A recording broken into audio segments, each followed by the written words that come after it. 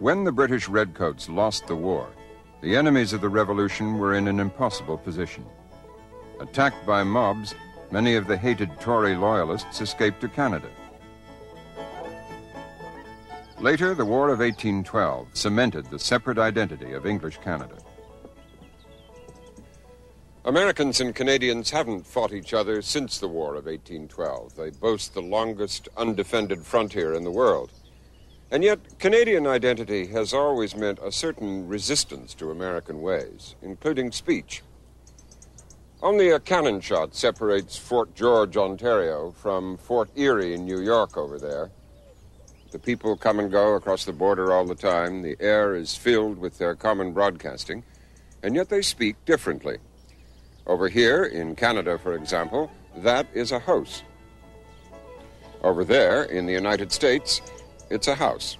The up Lake Champlain flew, the up Lake Champlain flew, with Indians and Canadians, the up Lake Champlain flew. Many Loyalists fled to Canada in the direction of Niagara Falls. The Loyalist speech of the Niagara Peninsula shaped a new variety of English, according to Professor Jack Chambers. The Loyalists arrived in southern Ontario from various Midland states, but particularly from Pennsylvania, New York, New Jersey, and inland Vermont. And their speech formed the basis of standard Canadian speech. The accent that I'm using right now has its basis in that Loyalist movement into southern Ontario.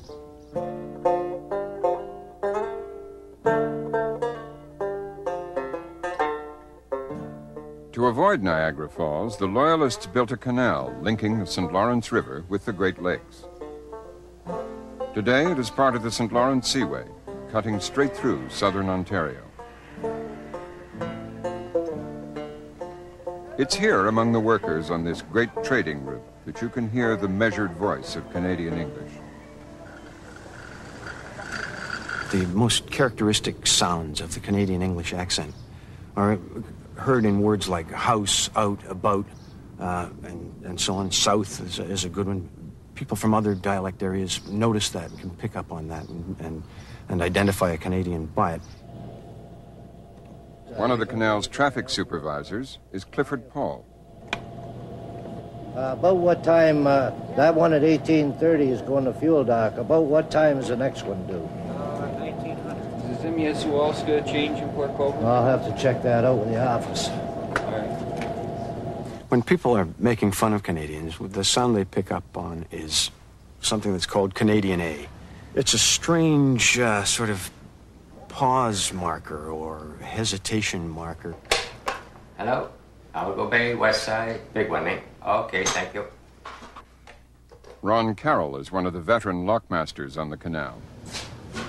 For many Canadians, in very casual conversations, you can hear, like, A all over the place. That A seems to dominate, especially to people to whom it's unfamiliar. Of course, Canadians hear it all the time and don't pay much attention to it, but it's a feature that people like to pick up on. Well, steel cuttings, eh? They'll smolder, but there've never been no actual flame to them, but they're hot. They run hot, eh?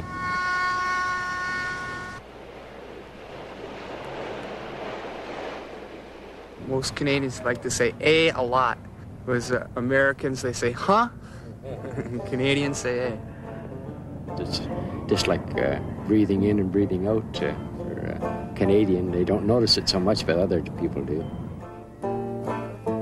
I got an old mule and her name is Sal. 15 miles on the Inland Canal. She's a good worker and a good old pal. 16 miles on the Inland Canal. We've hauled some barges in our day, full of lumber, coal and hay. And we know every inch of the way.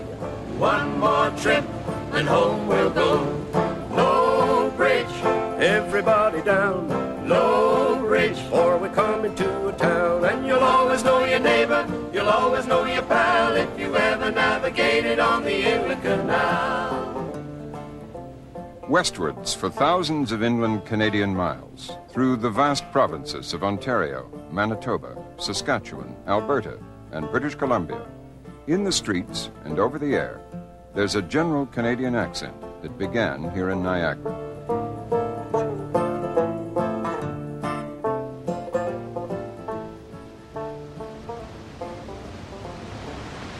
The English of the Niagara region of southern Ontario spread west from this Loyalist heartland, leveling out over time into a standard Canadian English.